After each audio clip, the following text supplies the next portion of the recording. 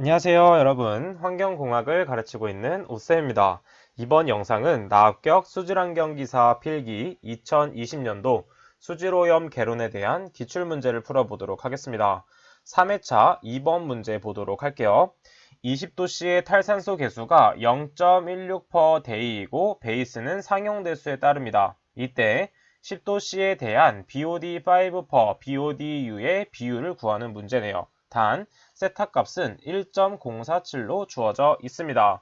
지금 문제를 보면 10도씨에 대한 BOD5/BODU의 값을 구해야 되기 때문에 먼저 탈산소 개수를 10도씨에 대한 것으로 보정을 해줘야 되는 것을 알 수가 있습니다. 자, 그럼 먼저 탈산소 개수를 보정해 보도록 할게요. 보정식은 KT는 K20 곱하기 세타분의 T-20이 됩니다. 자, 우리가 구하고 싶은 것은 10도씨에 대한 탈산소 개수이기 때문에 K10은 0.16 곱하기 세타 값인 1.047에 10-20제곱이 됩니다. 따라서 계산기에 대입을 해보게 되면 0.101 대이의 마이너스 1제곱이 나오게 되고 바로 BOD 소모식을 적용시켜 보도록 하겠습니다. BOD 소모식인 BODT는 BODU 곱하기 1-10의 K1T가 되죠. 지금 보게 되면 BODU분의 BOD5이기 때문에 우항에 있는 BODU를 좌항으로 이항시켜 줘야 됩니다. 자, 그 다음에 바로 BODT의 T값이 5이기 때문에 바로 BOD5로 대입을 해서 풀어보도록 할게요. BODU분의 BOD5는 1-10에 보정을 한 탈산소 개수값인 마이너스 0.101, 그 다음에 곱하기 T값은 5가 되겠죠. 자, 그래서 계산기에 그대로 대입을 하게 되면 0.69라는 값이 나오는 것을 알 수가 있습니다. 따라서 답은 2번이 되겠네요. 다음 문제 계속해서 보도록 하겠습니다.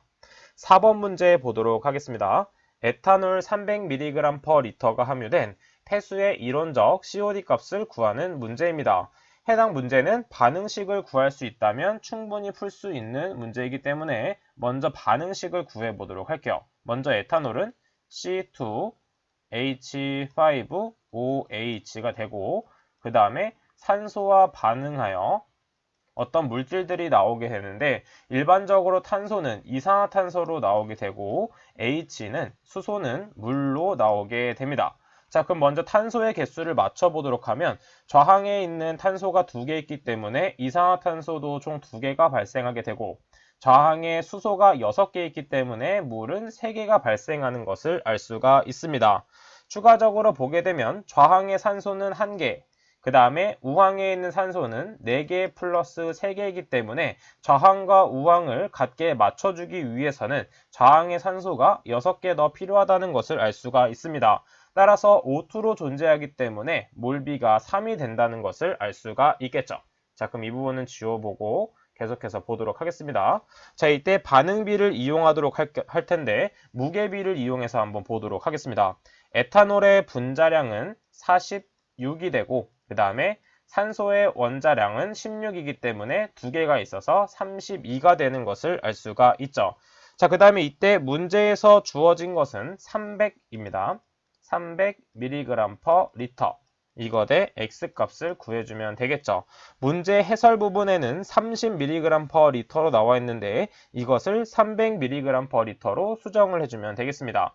따라서 비례식을 구할 때는 대각선으로 곱하면 되기 때문에 46 곱하기 X는 300 곱하기 3 곱하기 32가 돼서 X에 대해서 정리를 하면 어떻게 정리할 수가 있냐면 46분의 300 곱하기 3 곱하기 32가 됩니다. 따라서 계산기에 그대로 대입하게 되면 626.09mg/L가 나오는 것을 알 수가 있겠죠. 따라서 답은 4번이 되는 것을 알 수가 있습니다. 다음 문제 보도록 하겠습니다. 6번 문제 보도록 할게요. 마찬가지로 반응식을 이용해서 구하는 것인데 조금 문제가 특이합니다.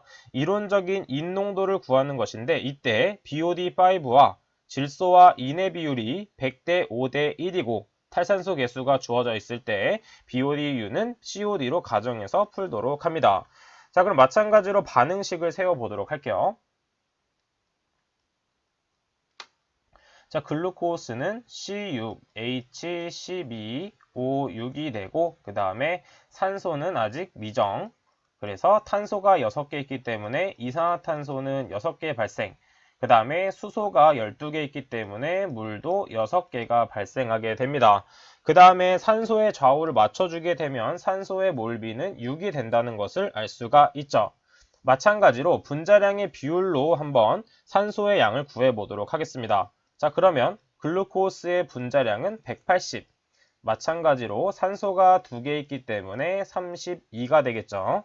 그 다음에 글루코스의 양은 500 mg/L. 이때의 X값을 구해보도록 하겠습니다.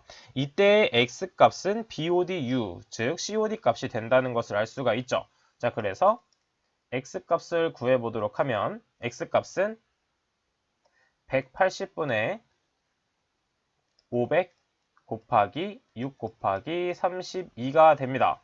그래서 계산기에 그대로 대입을 하게 되면 533.3333mg/L가 되는 것을 알 수가 있죠.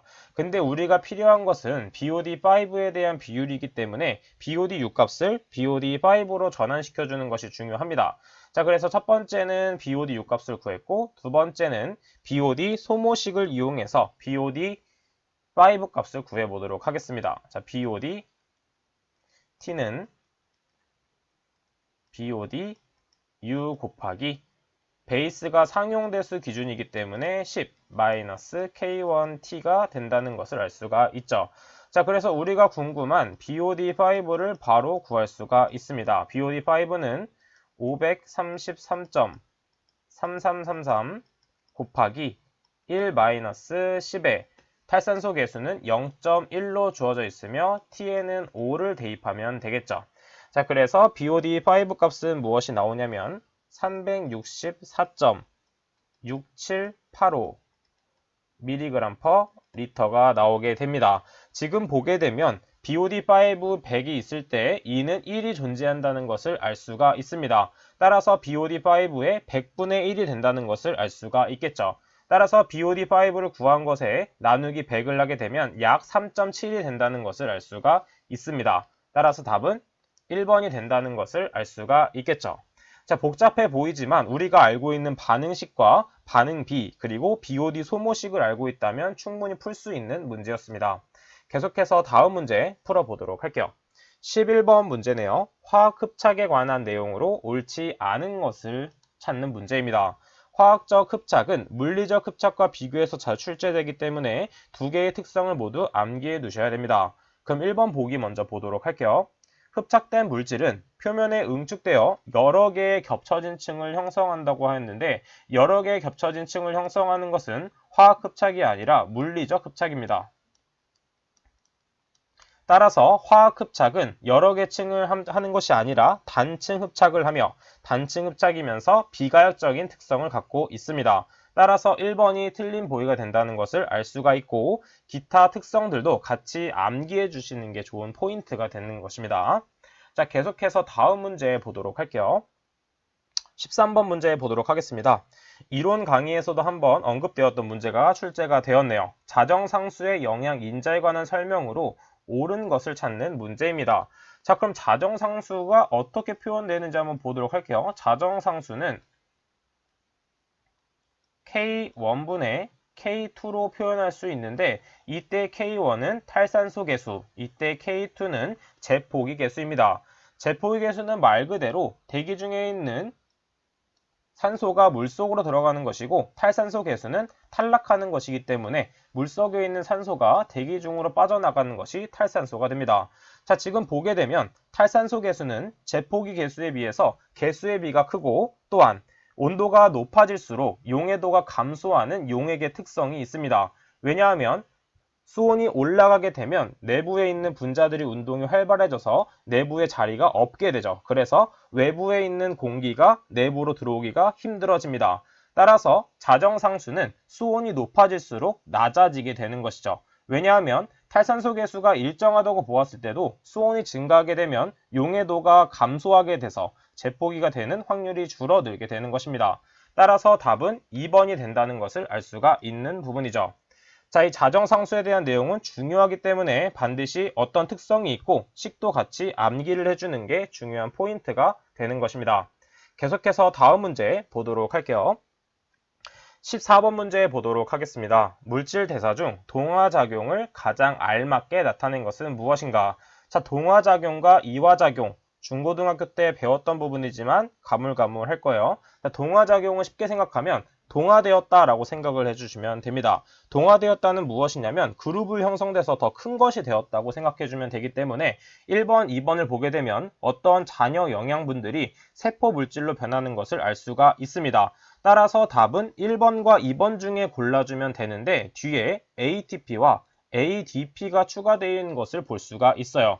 지금 보았을 때는 ATP는 트리, 그 다음에 ADP는 D로서 ATP는 3개가 있는 것, ADP는 2개가 있는 것입니다.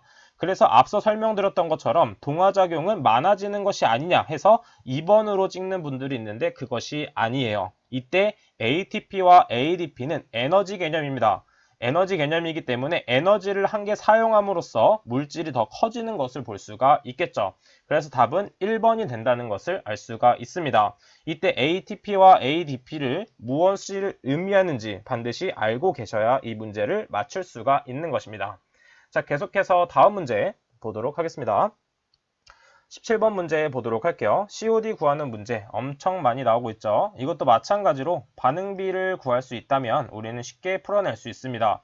포름알데히드 CH2O는 산소와 반응하여 탄소가 1개 있기 때문에 이산화탄소 1개, 수소가 2개 있기 때문에 물이 1개 발생하는 것을 알 수가 있습니다. 마찬가지로 개수를 비교해보면 그냥 몰수가 1이라는 것을 알 수가 있어요.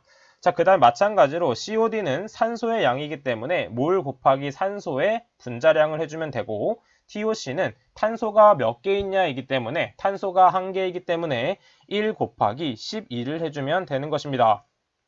따라서 COD에는 무엇을 대입하면 되냐면 몰비 곱하기 산소의 분자량, 그 다음에 TOC는 탄소의 개수이기 때문에 1개 곱하기 원자량을 해주면 되는 것입니다.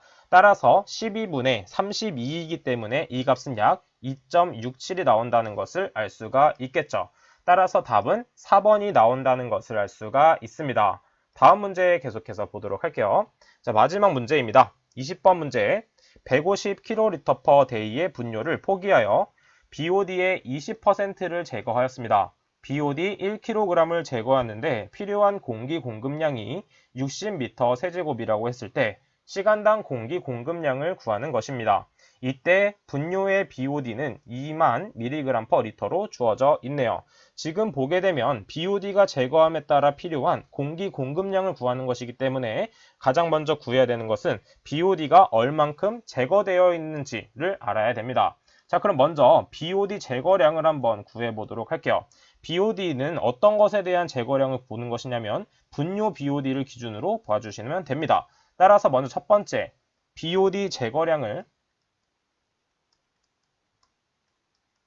한번 풀어보도록 할게요. 마찬가지로 계산 문제를 풀 때는 항상 밑줄을 쫙 그어주고 풀어주시면 됩니다. 그럼 분뇨는 2만이 있네요. 먼저 2만 mg/L가 존재합니다. 이때 들어오는 유량을 알고 있어야 되기 때문에 유량은 150kL라고 했는데 이때 킬로 단위는 기초 부분에서 배웠다시피 10의 세제곱을 의미합니다. 그래서 바로 리터로 표현하게 되면 15만 리터 퍼 데이가 된다는 것을 알 수가 있죠. 그 다음에 제거량이기 때문에 분뇨의 양에서 BOD는 20%가 제거된다는 것을 알 수가 있습니다. 따라서 이때 100분의 20을 곱해주면 되고 그 다음 마지막으로 단위는 킬로그램당 제거되는 공기의 부피이기 때문에 이때 밀리그램을 킬로그램으로 전환시켜줘야 됩니다. 이때 1kg은 10의 6제곱 밀리그램과 같다는 것을 알 수가 있죠. 자, 이렇게 계산을 하게 되면 600kg per 데이가 나온다는 것을 알 수가 있습니다. 자, 제거량을 구했기 때문에 우리는 시간당 공기 공급량을 바로 구할 수 있습니다. 즉 600kg/day에 뭘 곱해주면 되냐면 60m 세제곱 per day를 곱해주면 되겠죠.